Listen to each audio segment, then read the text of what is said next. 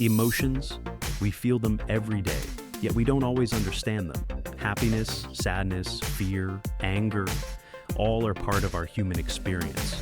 But what if we could control them? Could emotions be programmed like a computer? Let's explore the question. Can science really change how we feel? Emotions don't appear randomly. They originate in specific parts of the brain, like the amygdala, which detects threats, and the hippocampus, which stores memories.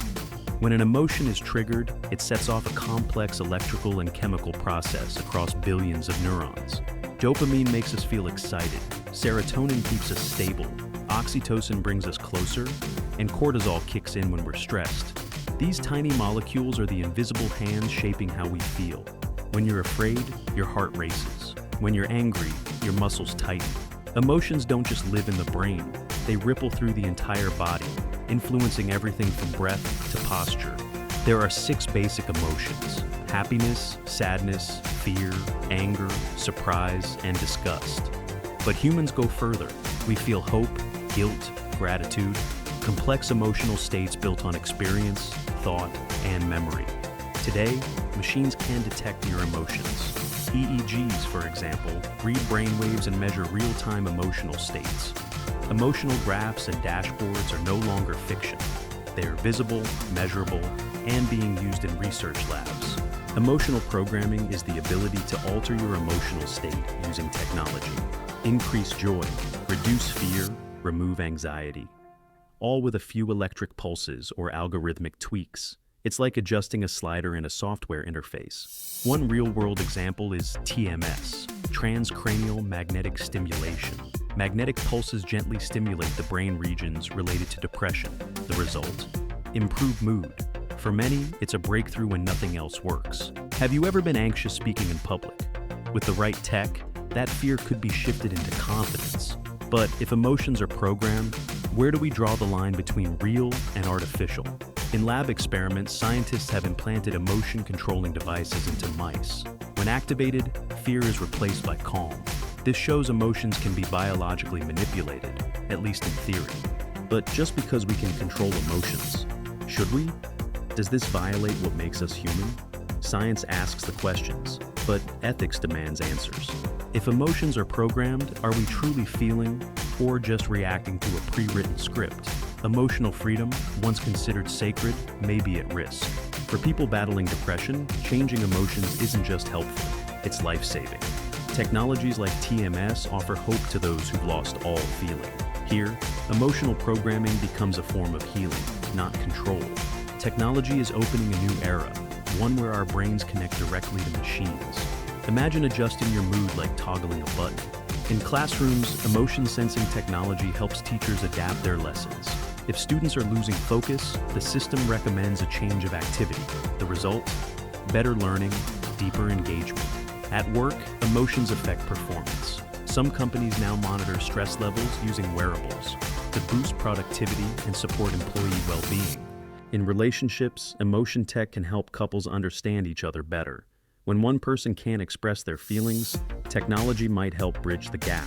Artists can now create based on their emotions, and tech can record those internal states. A painting isn't just made, it's truly felt.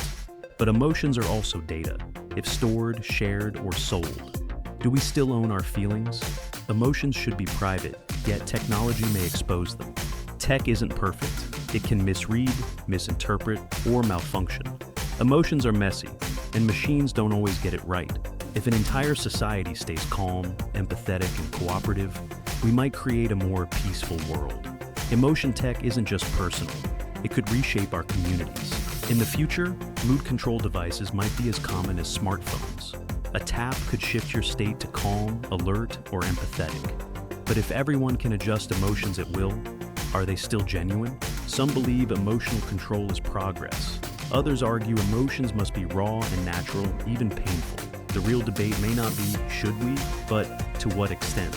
In natural disasters, staying calm can save lives. Emotion regulation helps people avoid panic and respond more effectively, especially under pressure. Artificial intelligence now understands more than language. It detects emotions from your face, tone, and posture. It can even respond with empathy. but is it real empathy or just a perfect simulation? We express feelings through eye contact, gestures, posture. Technology can now read those nonverbal cues, helping us understand each other, even in silence. Some people have lived in fear for years. With emotion tech, they have learned to shift into calm, strength, and clarity. But are they truly changing or being shaped by a system? From childhood to old age, our emotions evolve. Children learn to express, adults learn to manage. Technology can support this growth, or disrupt it if introduced too soon. Picture a city where everyone uses emotion controllers. No arguments, no outbursts, no conflict. Sounds ideal. But is it still human? With emotional balance, we learn better. A calm mind absorbs knowledge more deeply. But if everything is too controlled, will curiosity still thrive? In a fast-paced world, tech helps us stay grounded. A smart bracelet, a calming app, all help you reconnect with yourself. But dependence can grow if we don't understand the core of our emotions. Despite its potential, emotion tech faces real challenges: limited accuracy, misuse, and lack of long-term testing. To go further, science must proceed with caution. So, can emotions be programmed? The answer is maybe. But every step forward raises deeper questions about what it means to be human. One future, people controlling their emotions to live better lives. Another, emotionless beings programmed for stability. The outcome depends on how we use the tools. Emotions are the deepest, most human part of us. In a world increasingly ruled by technology, can we still hold on to what makes us truly feel? Or will joy, fear, and sadness one day become just another menu option?